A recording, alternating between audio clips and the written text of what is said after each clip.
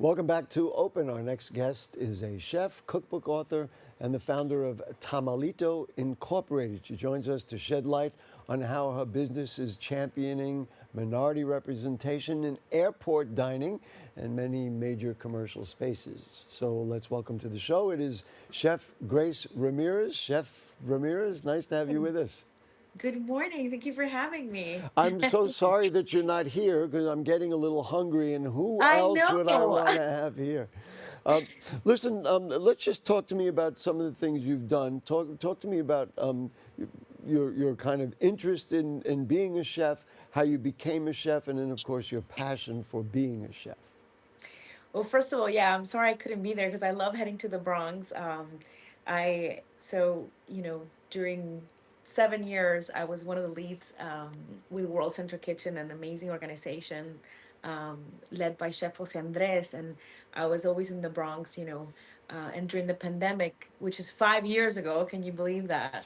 Um, we were responsible for supervising 100,000 meals that would go to the community in need and frontline workers, and I worked there along some great restaurant partners like Bistro and Roses at Park, and so the boys from Hospitality and Jasmine. So I have in my heart the Bronx, but now, that was 5 years ago, and now we're doing some great things with La Latina Cocina and Tamalito. It's been quite a journey for me. I've got to ask you this. We're going to get to all that. What are the best things you cook and make? Like, My what are your my step. favorite things to do? Okay, so my stepfather's from Peru, my mom lives in Mexico, and my family's from Venezuela.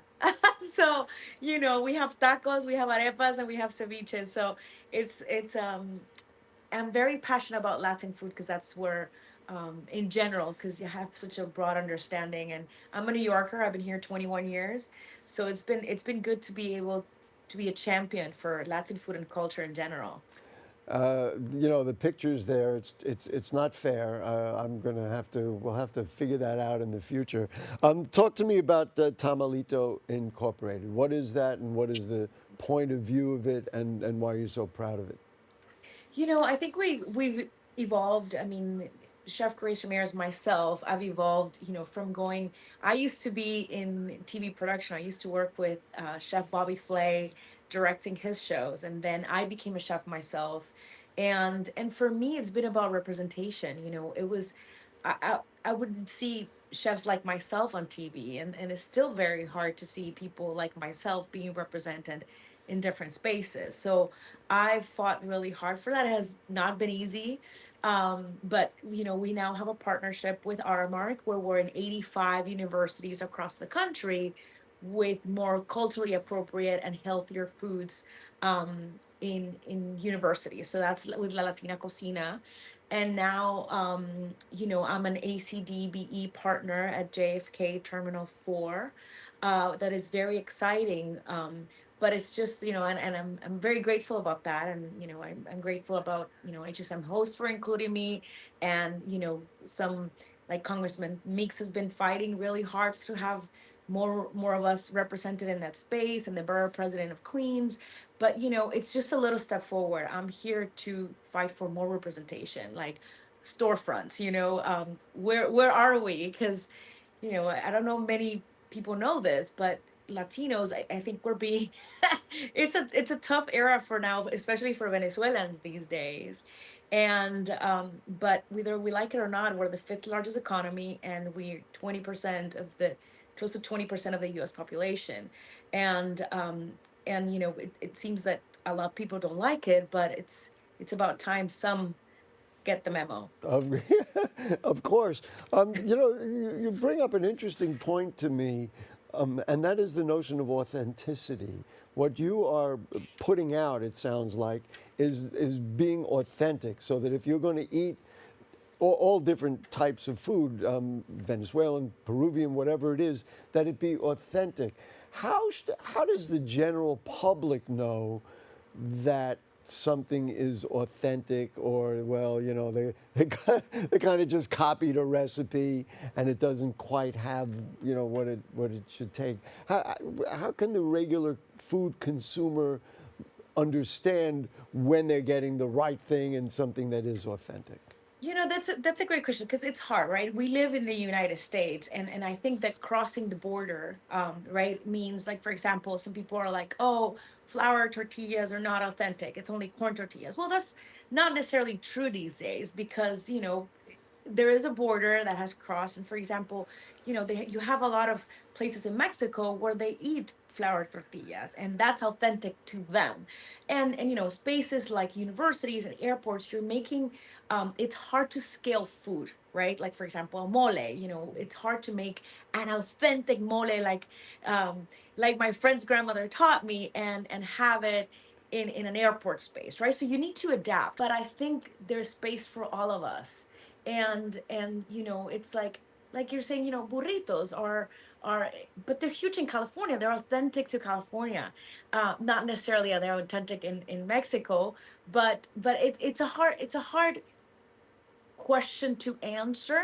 But I'm talking about here is it's representation and heart, and those Latino entrepreneurs that we have lots of here in New York, that I want to see them thriving. You brought up the JFK thing, and it's fascinating to me because, of course, we've all been to the airport, and you go to the airport, and let's face it, most of them are, are all the, franchises that are out there, and you say, oh, good, maybe I'll get a taco here or something like that. Was it a challenge to figure out how to do this and make real, authentic food in kind of a place where, well, they got to serve a million dishes. People line up while they're waiting for flights and everything else. It sounds like it would be a challenge to serve authentic food in that circumstance, in that context. It is, but it's not impossible. And I think that you brought it up. I think that people should we should be a little bit more of an educated consumer when we're seeing the brands that are in airports, and we're still fighting for representation, right? That is, it's not easy. um for me, it is easier because being in an organization, being with World Central Kitchen, I was used to supervising food at scale, so I understand food at scale very well. But it's not an easy thing to do. And I think that that's what makes partners like HSM hosts a little Yeah. bit nervous. Can this concept scale? But they're experts at that, and these large companies are amazing at what they do at adapting recipes that can feel fresh, authentic, good, and delicious, and being able to scale because they've done it, right? It's Yes. just a matter of holding people more accountable for um for what they're doing, right? Because you are going to see, in terms of where I'm still fighting, I'm an ACDBE partner, but I'm fighting to see more storefronts and ownership, that you're able to see, oh, okay, this is from a fellow, from a restaurant from the Bronx, or from a restaurant from Queens that is Latino and loved by the community, including my own concept. I'm still fighting for that, Yeah. to be seen in the airport space, because I'm right now behind the scenes, which I'm super grateful for. But it's just a little step forward. It's a start, but we're Well, not there yet. We're not nearly there. which really brings up exactly what I was thinking about for the next question. It's like, what's next? All the terminals at JFK, and one of my questions is, JFK, of course, is the international airport. Is that are you? I don't know which airlines are at Terminal 4, but Delta. are those? Do you serve international flights? People going on international? Well, that makes a lot of sense. Yeah. But Yeah. then the question is, so then what's next? Well, then what is the expansion now that you're at JFK? I mean, you could do it in LaGuardia, although they're not going internationally. But just you tell me, what do you see as the next steps? Well, I mean, JFK, for those who don't know, it's going through a $20 billion renovation. It's getting new terminals and a bunch of, expansions, and they're renovating. Basically, JFK is getting a huge, massive revamp, right? And there's a lot of opportunity there. And I think that, again, the borough president of Queens, Mr. Richards, and Meeks have done a great job to try to bring the community, right, involved. But there's a bunch of RSPs that are going to come out, and if you're um a business owner, you should be constantly checking into, you should be certified, first of all, as a minority owned business, um, through the Port Authority. So, first step, get certified because the certification takes a minute.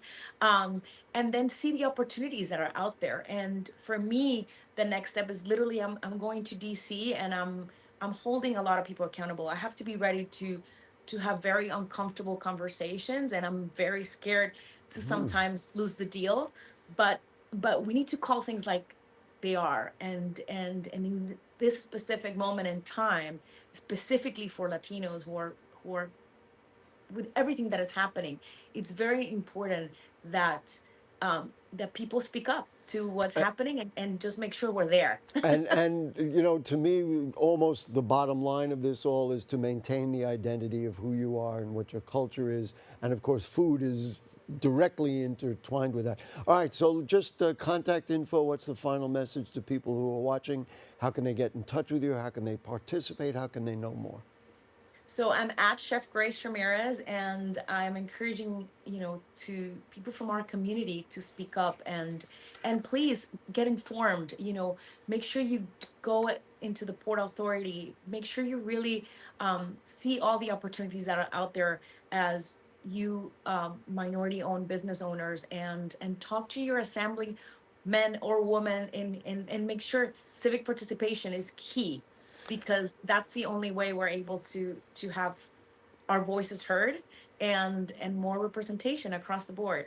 The last note I'm going to make is you've got to promise the next time you're here, you're going to bring us something.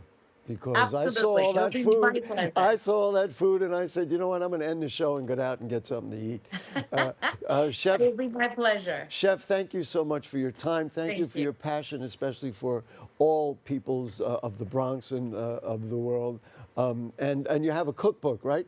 That you want to I take. have There's four. Well, I have two that I written myself, and two that I've co-written. One of them with the UN, and the other one is a collaboration with the world's best chef. So at Chef Grace Ramirez, my website is chefgraceramirez.com. Have a really fun 5 ingredient electric pressure cooker cookbook. I have La Latina, so yeah. all right. You've now made us all hungry. All my viewers, all our viewers are going to get up and go get food right now. But then they'll Thank come you. right back because we have another segment coming. Chef, thank you so much for your time. Thank you so much. Okay, All bye. right, we will take a break, but we will be back. Don't go away with more open in a moment. Don't go away.